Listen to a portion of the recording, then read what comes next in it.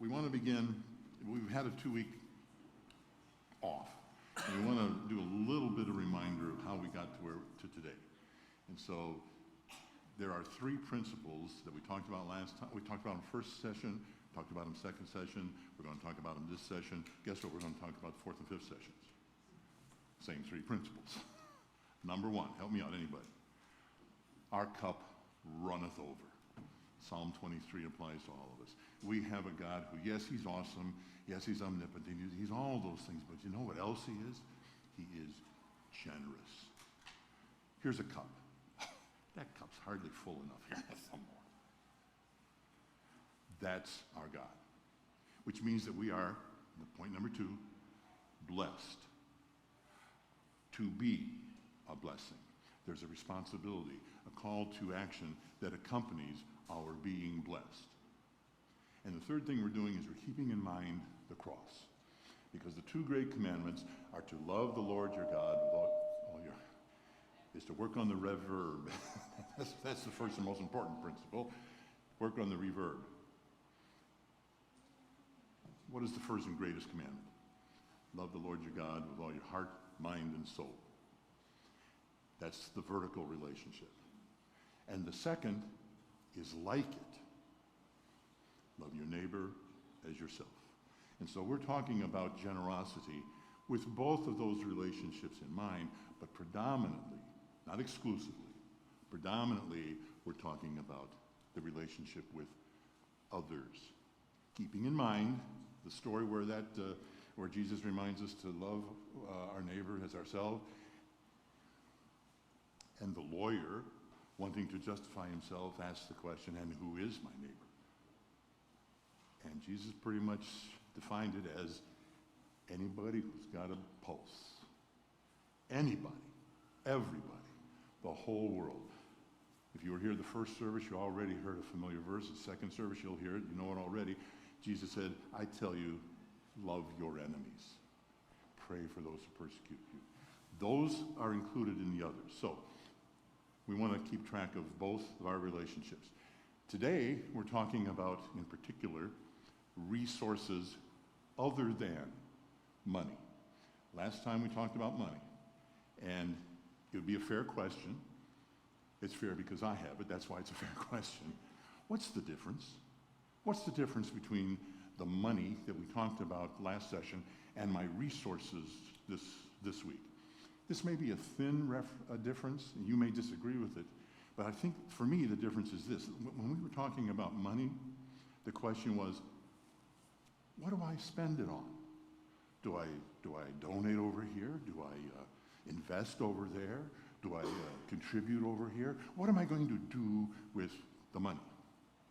And I know that a lot of times, many times, that question is answered, appropriately so, by the acquisition of a resource. I'm going to buy a house. I'm going to buy a car. I'm going to go to the grocery store. I get hungry on a fairly regular basis. It's winter. I need a what? Winter coat. So now the question is, you have decided where to spend your money, and it has resulted in your acquisition of a resource, of a good, of a thing, of our stuff. And what are you going to do with the stuff that you got? That's where we are today. And that's, maybe it's a small distinction, but that's the distinction I want you to keep in mind. There will be some overlap between the things we talked about when we were talking about money. There has to be. But there is that distinction. You've already spent some money. Now what are you going to do? There are some scriptures, of course, to help us. And for me, the most important one, as we talk about this thing, is in 1 Corinthians 4, verse 7. And this a couple of the scriptures today I've taken from the Living Bible. It's a paraphrase. It tends to expand the meaning, trying to bring a meaning through the centuries to today so that we can understand what was written 2,000 years ago in that culture in this culture. So this is a paraphrase of that verse in the Living Bible. What are you so puffed up about? What do you have that God didn't give you? And if all you have is from God, and it is, why why do you act as though you are so great, as though you have accomplished something on your own? So here our principle is, all that we've got, we don't own. We don't own it. It's a gift. We are stewards of it. And the question is, okay, if I'm a steward of this thing, obviously I've got a responsibility to whoever in the world the owner is. Hope nobody's confused as to who the owner is. How do I fulfill that goal? Well, there are wise uses, there is wise stewardship, and there is foolish stewardship. And there are examples of both, so we don't have to guess which is which. In Luke chapter 12, Jesus says these words in the verses 15 to 21. It starts off with, watch out, be on guard. You're going to recognize the rest of this from something we talked about last time. Watch out, be on guard against all kinds of greed, for a man's life does not consist in the abundance of his possessions. And then he told them this parable. The ground of a certain rich man produced a good crop. And the man thought to himself, what shall I do? I have no place to store all these crops. And then he said to himself, this is what I'll do. I'll tear down my barns and I'll build bigger barns where I can store all my grain and all my goods. And then I'll say to myself, well done, you have plenty of good things laid up for many years to come. Take life easy, eat, drink, be merry, have a great time. And then here's two words, whenever you see them, you got to pay close attention. But God said to him, you fool, this very night your life will be demanded of you.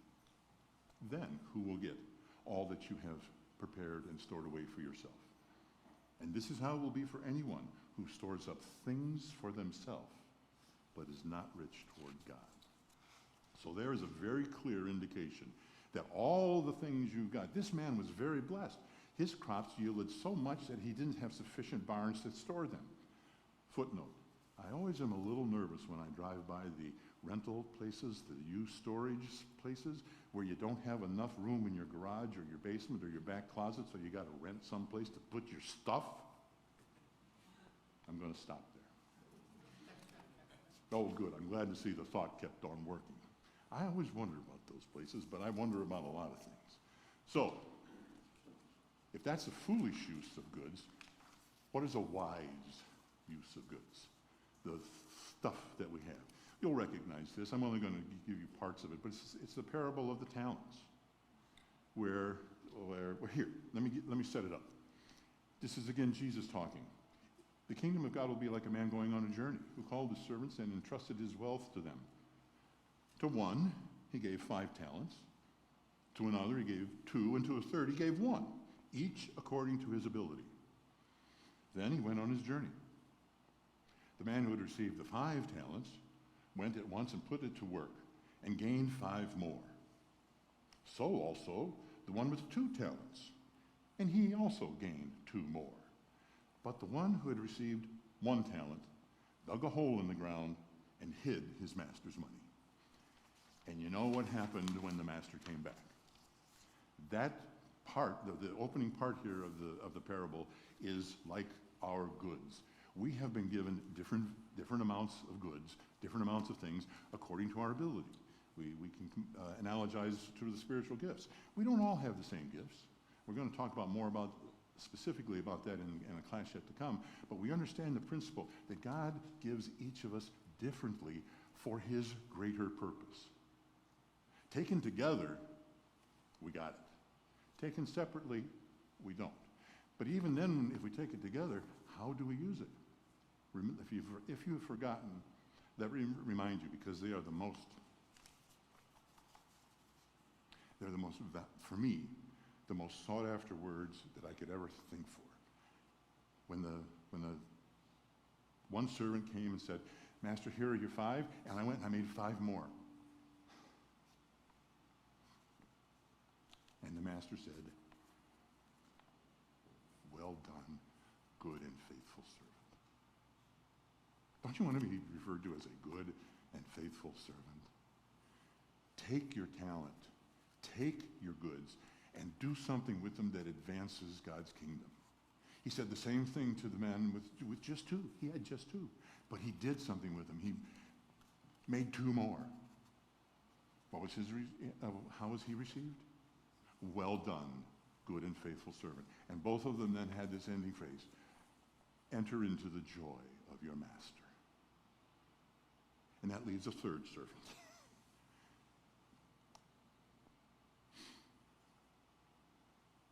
Over here is, well done, good and faithful servant. And then over here, for this servant who took the talent and did nothing to advance it, you wicked, lazy servant, throw him out into the darkness where there is weeping and gnashing of teeth. So, wise stewardship says, do something with it to promote the kingdom of God. Poor stewardship says, hang on to it for yourself.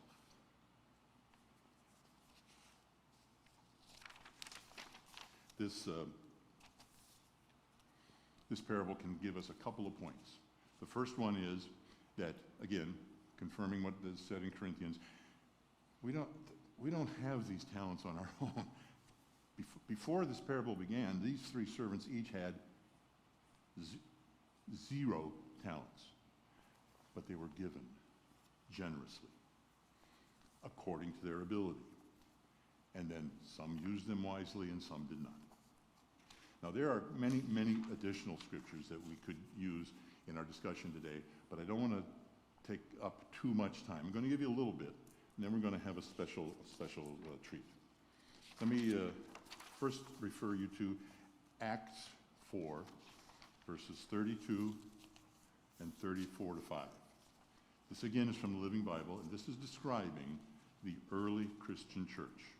We're in Acts 4. We're very early in the book. All the believers were of one heart and mind, and no one felt that what he owned was his own. Everyone was sharing everything they had. There was no poverty among them. For all who owned land or houses sold them and gave the proceeds to the apostles to give to those others who were in need. Matthew, immediately following the parable of the talents, there's the parable of the sheep and the goats. And you may recall, I'm going to summarize this one too. This is where Jesus is separating the goats, the sheep and the goats, and he's saying to the righteous, come, enjoy the benefits of my Father, because when I was hungry, you fed me. When I was in need of clothes, you clothed me. When I was thirsty, you gave me something to drink, and on and on. And the righteous will say to him, I don't remember doing that. This is Wilhelm's paraphrase. I don't remember doing that. When did I give you something to eat? When did I give you some clothes when you needed them? Whenever you did it to the least of these brothers of mine, you did it to me. And you know how the second half goes too. Whenever you did not do it to the least of these, my brothers, you did not do it to me. Once again, the statement is clear. I need clothes, who's going to give them to me? Somebody needs to be fed, who's going to feed them? Somebody needs lodging, who's going to give it to them? We heard this, first service folks heard this already, second service folks will hear it again, but it's in 1 John 3, 17 to 18. If anyone has material possessions, what we're talking about, if anyone has material possessions and sees a brother or sister in need, but has no pity on them, how can the love of God be in that person? Let us not love in words or tongue alone, but with actions and in truth.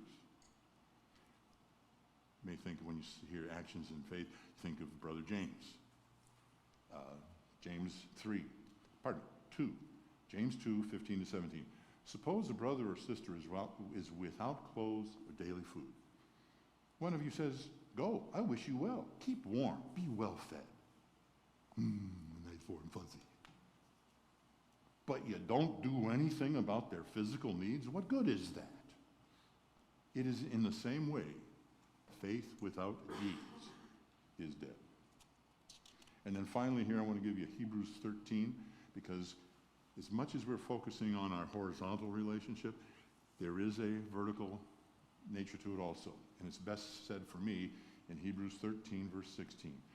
Don't forget to do good and to share what you have with those who are in need, because this is a pleasing sacrifice to God. In fact, most translations have it is a very pleasing sacrifice to God. So there's a lot of reasons why our resources need to be understood to be not ours for our own enjoyment, always, ever, but for advancing the kingdom. I have asked Jeff and Amy Chalfin to take the mic from me and speak a moment on their own to, I hope, similar issues.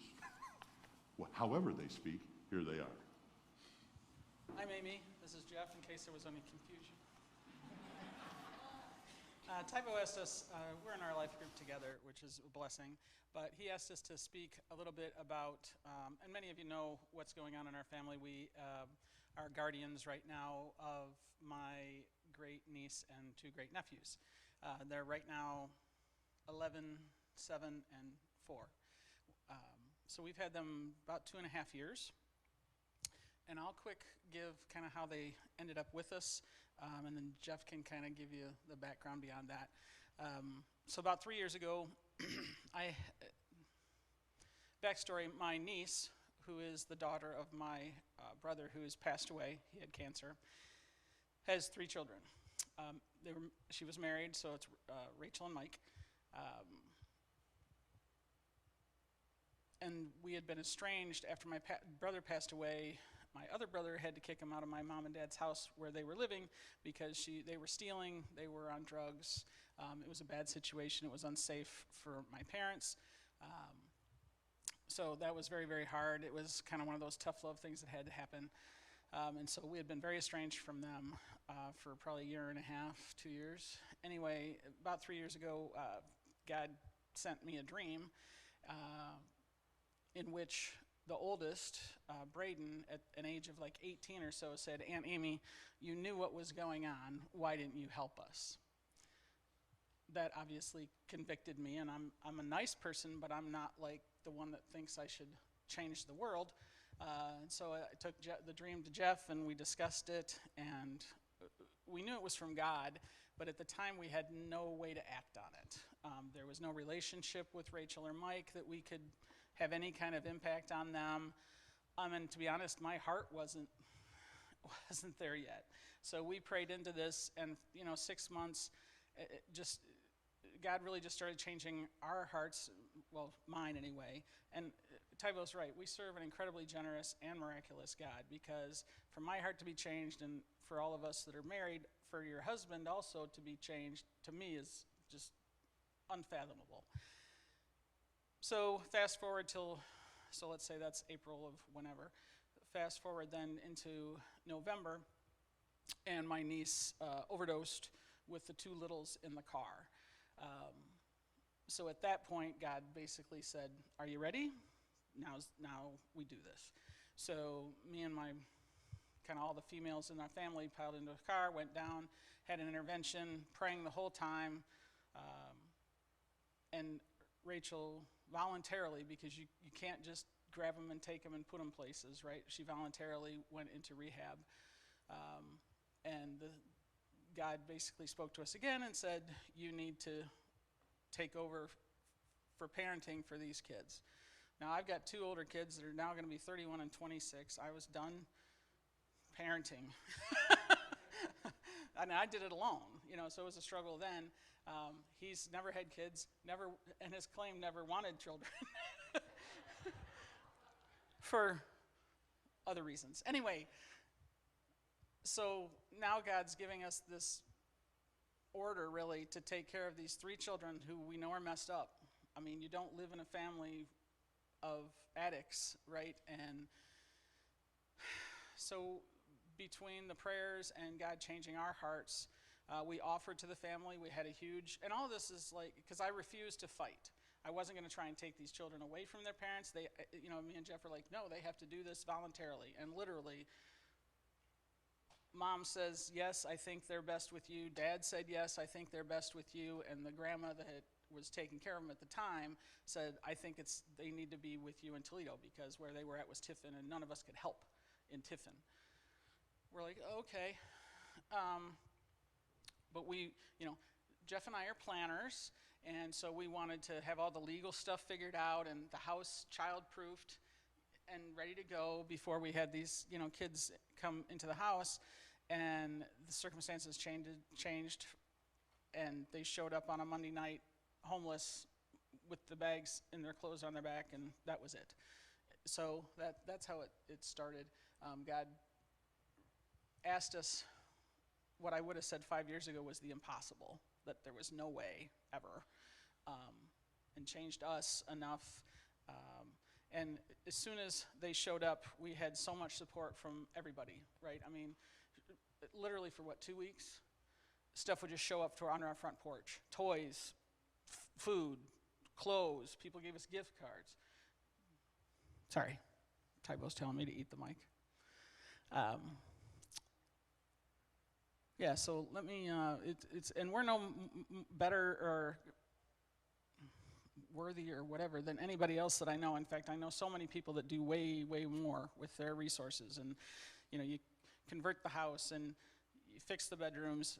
And then the other part of it too is because we knew we were taking the kids, but and we didn't want to think about it initially, but we knew that we were also going to be parenting these parents, right? And being God to them and showing God's love to them, even though, in America it's all about if you do something wrong, you don't get forgiven. And, how do you really show truly God's love to these people, these two adults that have hurt everybody in your family, burnt every single bridge that they had, and neglected these children? So how do you do that? And so that's also been a part of our journey. But it didn't start with us, so Jeff's going to expound upon that. Let me just say to start, she's not lying when I said I did not want children. And I'll explain. And it's really a funny God story. But Amy and I have been married 8 years, coming up on our 9th later this year. And we were adults, obviously. We both had our own homes. And after we got married, I moved in with Amy. And we had plans to eventually buy a house together, right, that was ours together. And we did. And I remember at the time, we invited some of our church family from here and Pastor Ditto and Grace and had a celebration, right, a dedication of that house. And we prayed at the time that God would use it as he would, right? We put a little plaque on our door. What do you call those things? The little Jewish, can't think of the word. But anyhow, and it's still there today, right? That remembers that moment when we said to the Lord, use us as you will use us. Use our stuff as you will use our stuff, right? Not knowing what that meant, but being comfortable in it at the time, right? It was easy to say. And he has. But let me back up for just a second there and tell you a little bit about the preparation of Amy and I to get to this point where we could do this. I grew up in a poor family. My parents were blue-collar factory workers. My mother really didn't work that much.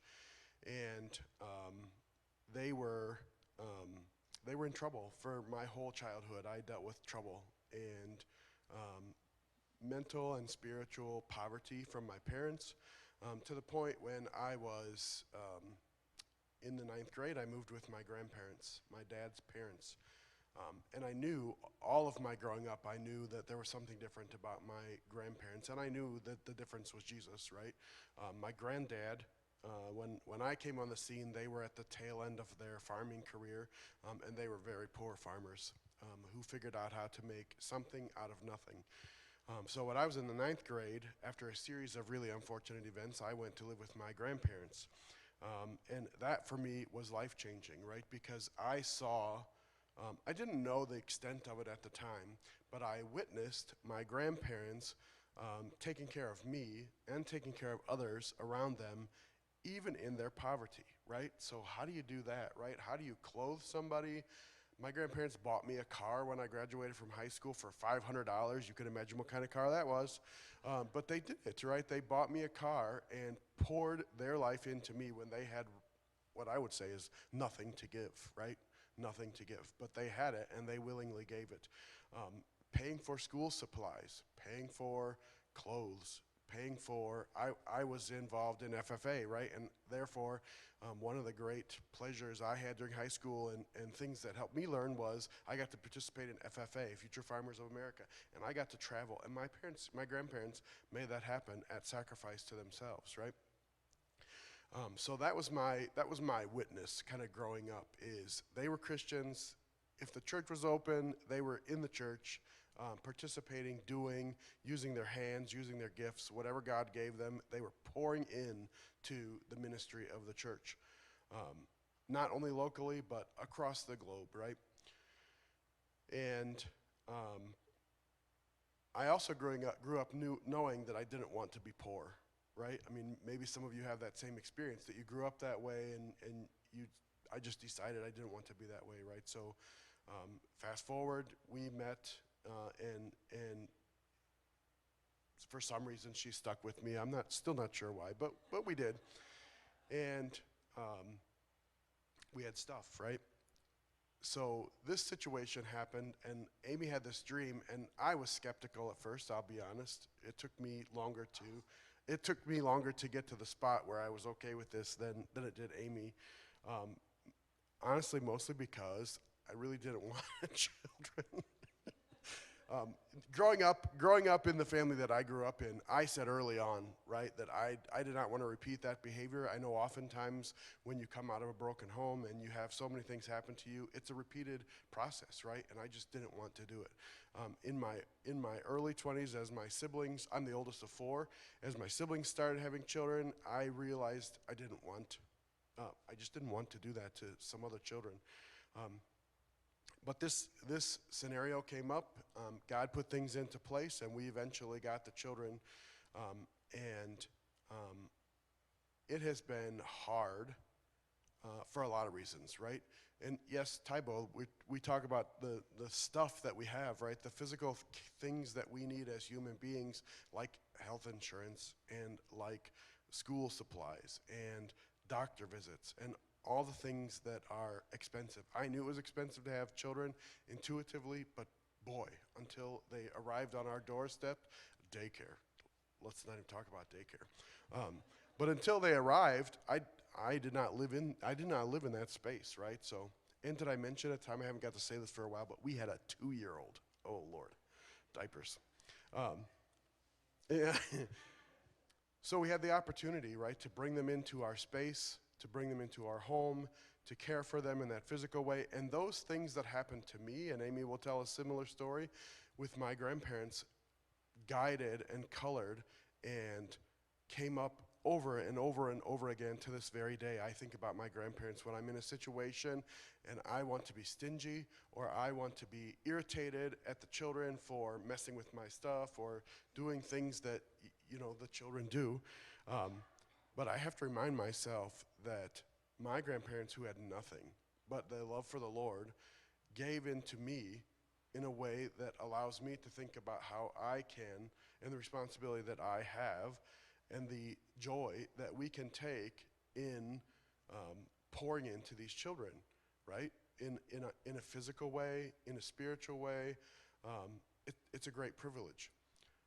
God could have chosen to send us to Africa or to wherever, right, to be missionaries, but he didn't, right? He called us to, for this period of time, he's called us to care for these children and to care for their parents, which I think we've also done reluctantly, but because it's hard, right? Because it's hard and it's out of our comfort zone, I think, to do that. So,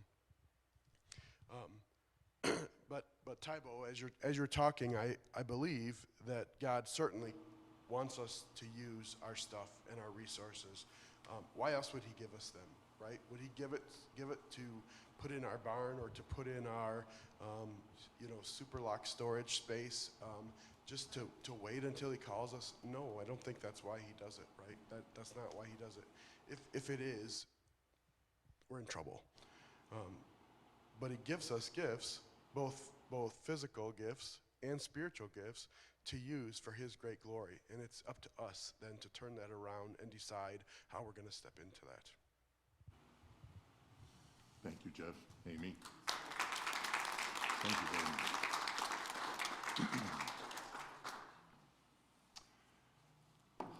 Wow, huh? Wow. One of the things that happened this morning was that Dan obviously grabbed my notes and gave us a sermon based on that. Those of you in the first service recognize that. Those of you in the second service have that joy yet to come. But one of the things that he said comes from 1 John, which we're reading. And as you were talking, it struck me as a fulfillment of this. 1 John 3:17, 18. If any one of you has material possessions and sees a brother in need, you have to have your eyes open. You have to have your heart open. You have to see. And Amy and Jeff saw. Thank you very much. There is one thing that you said that I've got a question about. I'm a father. I'm a grandfather. Is there really such a thing as a child-proof house? No, you can diminish the impact, but you can't eliminate it. Okay. Normally we break into discussion, but I thought today it was going to be much better for us to hear how someone has seen God asking them to do something that in their own wisdom they say, nope, never, no way, zero, not a single chance that would ever happen. That almost sounds like a challenge to God. Nothing is impossible with our generous God, as Jeff and Amy have testified to, as I'm sure there are others here who can testify to. I kept last session's obstacles on the board because I think they're applicable when we face the question, okay, I've got material possessions. I can see a need. What stands in the way of my doing something about it? I'm afraid of something. Maybe I'm afraid of what other people will think. Maybe I'm afraid that, I read the stock market report last week. Wow. I have no idea if I'm going to be able to care for myself first. After all, I just got done building a couple of extra barns. Maybe I ought to be careful with how I invest. Maybe there's something else I'm afraid of. Maybe my faith just is not deep enough.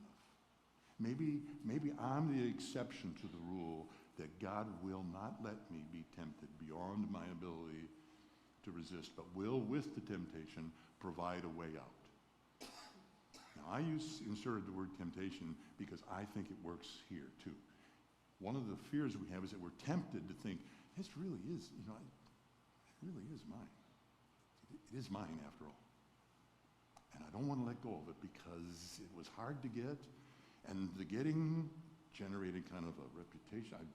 Not many other people have got it. I got it. I'm a pretty good guy. Back to our very earliest beginning, our earliest scripture. Why are you so puffed up with what you've got? And you do it like you did, like you're something special. Well, in a sense, you are something special, but not in that sense. You are a child of God. Does not that make you special? And it gives you a responsibility. Why are you blessed? To be a blessing. Yes, you're special. And if you wrap that around you like a cloak and you just get a warm, fuzzy, I'm so special. You lazy, wicked servant. You're not going to hear the well done, good and faithful servant. I can't think of anything that would be more devastating than to not hear those words. Or maybe it's because I don't have all my stuff yet. I want a couple more things. And then I'll be generous. You fool, tonight your life is required of you. Next week we're going to talk about what I consider to be the single most precious item that you have. Time. Some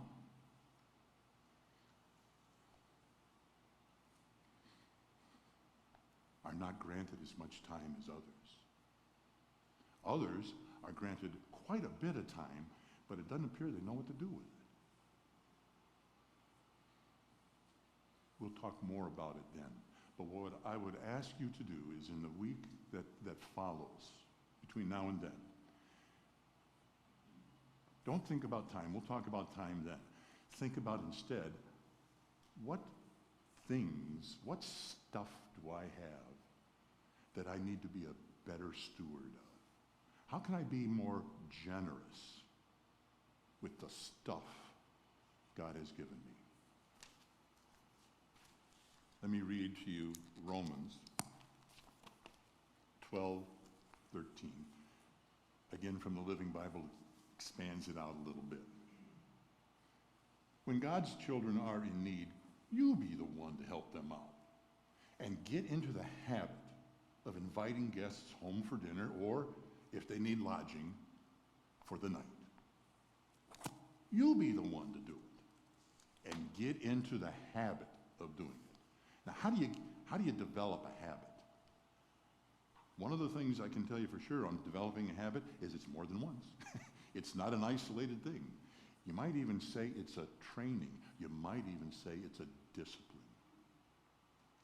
Get at it. Try it. Don't try the big stuff. Try the little stuff. That's that's part of the parable of talents that I left out. But I left it out for now. The other thing the king said to the good and faithful servants is this: you have been faithful in a little. I will put you in charge of a lot. Enter into the happiness of your master. So think about what little thing you can be faithful in this week to be generous with your goods. Thank you very much for your attention and your kindness. Go out there and be generous, folks. See you next week.